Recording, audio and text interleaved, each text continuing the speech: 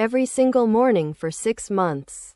He got dressed, grabbed his bag, kissed her goodbye, and walked out the door like a man with somewhere to be. He had nowhere to go. Not one single place. And I promise you, this story gets so much worse.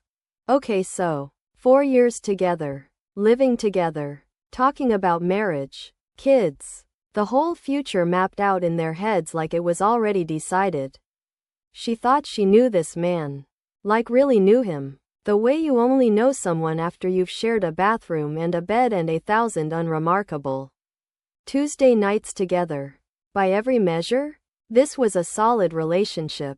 No red flags. No distance. No weird behavior she couldn't explain. Just two people building a life together. One ordinary morning at a time. And then a piece of certified mail showed up at their door. She signed for it without even thinking. Just autopilot. They'd lived together long enough that stuff like that was just normal. She looked at the envelope. It was addressed to him. She opened it, and the entire world she thought she lived in just quietly fell apart. The letter was from his employer. A final severance confirmation. And it was dated nearly 6 months earlier. 6 months. He had been laid off from his job at a tech company half a year ago. And he had never said one single word about it.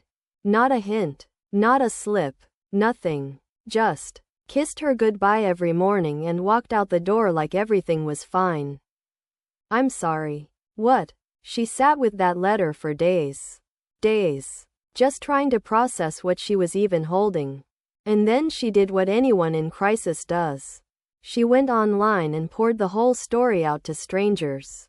Asked what she should do. And the responses? Split almost perfectly down the middle. Half the people said, "Don't panic. Maybe he was ashamed. Maybe he's been quietly job hunting the whole time and didn't want to say anything until he had." Good news. It happens. People shut down. Give him a chance to explain. The other half said, "The fake commute routine is a classic cover story. Brace yourself. There's someone else. There's always someone else." And she didn't want to believe that. She genuinely didn't. But she also couldn't unknow what she knew. Every goodbye kiss was suddenly sitting differently in her memory. Every "how was your day" suddenly had a different weight. She waited 4 days. 4 days of living in the same apartment. Acting normal. While carrying this thing alone. And then she confronted him. What he told her was, and I'm quoting her here, somehow both better and worse than anything she had imagined. He was not having an affair. There was no second life. No other person. Here's what had actually been happening. Every single morning for 6 months. He had driven to a co-working space in the city. Paid for out of his severance package. Sat down at a desk. And spent the entire day doing exactly what it looked like he was doing. Except the work was finding a new job. Just finding a new job. Alone. In silence. Without telling her any of it. She asked to see his laptop. He handed it over without hesitation. And it was all there. Spreadsheets tracking every single application. Folders full of interview prep notes. An inbox absolutely stuffed with rejection emails. Over 200 applications sent. 14 interviews. 0 offers. 200 applications. 0 offers. For 6 months. Alone. Okay, but wait. It gets worse. Or sadder. Or both. Honestly. Because this is where the story just twists in a way that makes your chest hurt a little. He had been laid off the exact same week his father got diagnosed with a serious, progressive illness. The kind of diagnosis that rewrites a family's entire future in a single conversation. So in the same week, he lost his job and learned his dad was sick.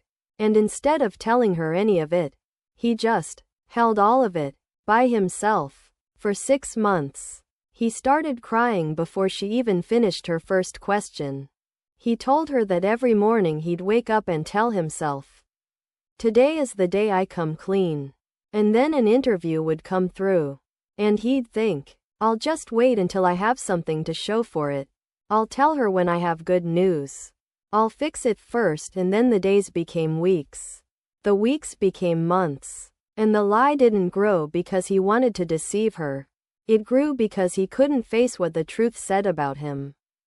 This is giving me secondhand anxiety just telling you this. And here's where we slow down. Because this is the part that really matters. She sat across from him. She had the letter. She had seen the laptop. She knew everything now. And she felt all of it at the exact same time. Relief. Real, physical relief. There was no one else. Heartbreak. Because the man she loved had been suffering completely alone for half a year. And underneath all of it, this slow, quiet, burning anger that she didn't know what to do with yet. Because here's the thing. They had been together for 4 years. They had talked about spending their lives together. And the entire time, every goodbye kiss, every dinner conversation, every discussion about their future, all of it had been happening on top of a secret she hadn't consented to carry. She loved him. She told him that. She told him she was relieved it wasn't what she'd feared. And then she told him she needed a few days away. Not because she was leaving, but because she needed space to process without looking at his face while she did it.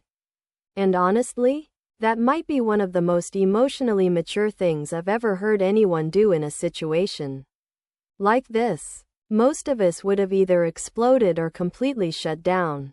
She just asked for what she needed, quietly, and left. She spent nearly a week at a family member's place. They texted every day. He told her he'd advanced to a second-round interview at a company he was actually excited about. He sent her updates about his dad. The good days and the bad days. The way that kind of illness only gives you both at once. And she sat with her feelings and tried to make sense of them. She understood why he did it. She genuinely did. Shame is a powerful and deeply irrational thing. And for so many people, especially people who've spent their whole lives being told their worth is tied to what they provide, failing to provide can feel like an identity-level collapse. She knew he wasn't trying to manipulate her. She knew the lie wasn't built on cruelty. It was built on fear, on grief, on this desperate hope that he could just fix it before she ever had to know. But, and this is the part she couldn't logic her way out of, understanding why someone causes you pain doesn't make the pain disappear. Because she kept coming back to one question she couldn't shake. If he was capable of keeping something this significant for this long, without her ever suspecting even once, what did she actually know about him? How deep did her knowledge of this person really go?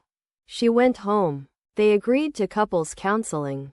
And here's the detail that mattered to her. He found the therapist himself, made the appointment himself, sent her the confirmation without being asked, didn't wait for her to organize the repair work. He just did it. That wasn't nothing. She said so herself. But she was also honest, she didn't know if they were okay. She thought they might be. Eventually. She was choosing to find out one day at a time, without pretending she had answers she didn't have yet. And that's where it stands. No clean resolution. No villain to root against, just two people. One who made a terrible choice out of shame and fear and love all twisted together. And one who's now left holding a question that doesn't have an easy answer. Can you fully trust someone again once you've learned exactly how well they can keep a secret from you? So here's what I need to know from you. Could you forgive a partner who hid something this big for this long, even if their reasons came from shame instead of cruelty? Drop your verdict in the comments right now because I need to know where y'all land on this one. I'm genuinely split.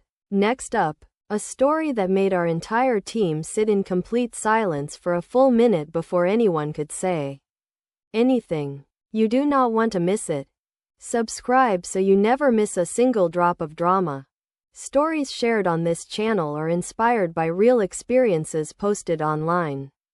All details have been anonymized and rewritten. Any resemblance to specific individuals is coincidental.